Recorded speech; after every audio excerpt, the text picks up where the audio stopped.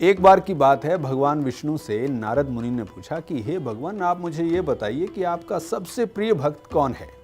अब जैसे ही नारद मुनि ने भगवान विष्णु से ये सवाल किया, भगवान विष्णु तो समझ गए, वो तो परमात्मा हैं, सब जानते हैं, हर इंसान के मन में क्या चल रहा है, हर बात जानते हैं।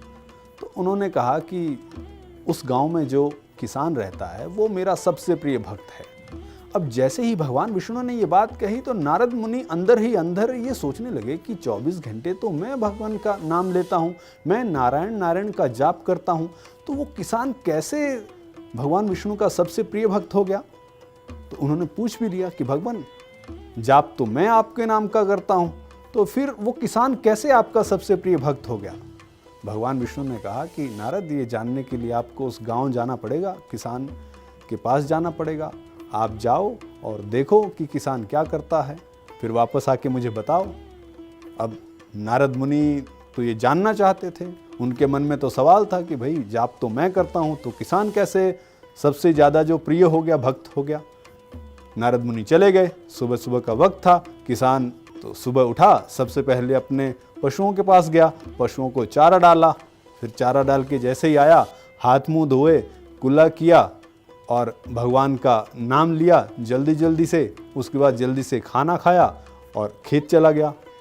किसान ने सारा दिन खेत में काम किया, शाम को वापस घर लौटा तो पशुओं के पास गया, उनको घास डाला, उनको पानी पिलाया, फिर हाथ मुंह धोए और जल्दी जल्दी भगवान का नाम लिया, थोड़ी देर नाम जपा और उसके बाद फिर खाना खाया, अपने परिवार के साथ बातचीत की और थोड़ी देर बातचीत करने के बाद फिर सो गया।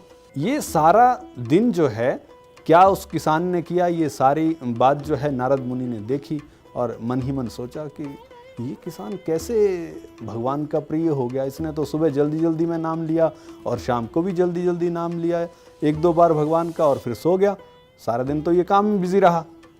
यही बात मन में लिए नारद पहुंच गए भगवान विष्णु के पास और सारी बात बता दी जाके कि भगवान, वो किसान कैसे आपका प्रिय हो गया। उसने तो सवेरे जल्दी जल्दी में नाम लिया और शाम को भी जल्दी जल्दी में नाम लिया एक दो बार और फिर सो गया, तो वो कैसे प्रिय हो गया। भगवान विष्णु ने नारद मुनि से कहा कि इसके लिए आपको एक और काम करना पड़ेगा। तो नारद मुनि ने पूछा कि बताइए प्रभु। तो भगवान विष्णु ने नारद मुनि को एक अमृत कलश दिया और भगवान विष्णु ने कहा कि नारद मुनि, ये अमृत कलश आप लीजिए और इस कलश में पूरी तरह से ये अमृत से भरा हुआ है। ये आपको हाथ में लेके जाना है और तीनों लोकों की परिक्रमा करनी है। लेकिन एक बात का ख्याल रहे कि जब आप ये परिक्रमा कर रहे होंगे तो इस कलश में से अमृत की एक भी बूंद गिरनी नहीं चाहिए। यानी पूरे तीनों लोकों की आपने परिक्रमा करनी है और ये ध्यान रखना है कि इस कलश से एक भी अमृत की बूंद नीचे ना गिरे। नारद मुनि ने हाथ में कलश लिया, अमृत से कलश भरा हुआ था, तीनों लोकों की परिक्रमा की और वापस आके प्रभु के सामने, भगवान विष्णु के सामने खड़े हो गए और कहा कि ये लीजिए प्रभु, ये आपका अमृत कलश, और देखिए मैंने एक भी बूंद इस कलश से अमृत की गिरने नहीं दी। भगवान विष्णु ने कहा कि ये बताइए कि जब आप ये तीनों लोकों की यात्रा कर रहे थे, परिक्रमा कर रहे थे, तो आपने अमृत की बूंद तो नहीं गिरने दी, लेकिन आपने मेरा नाम कितनी देर लिया, कितनी बार जपा। तो इस पर नारद मुनि ने कहा कि भगवान, मैं आपका नाम कैसे लेता, मैं तो इस काम में व्यस्त था, मुझे तो ये ध्यान था कि इससे एक भी अमृत की बूंद गिर ना जाए। कहीं एक बूंद गिर गई तो आपने जो कहा है वो मैं पूरा नहीं कर पाऊंगा। इस पर भगवान विष्णु ने कहा कि नारद मुनि जी, अब आप ये देखिए कि वो एक किसान, वो अपने दैनिक कार्य भी कर रहा है, लेकिन साथ ही साथ मेरा नाम भी जप रहा है।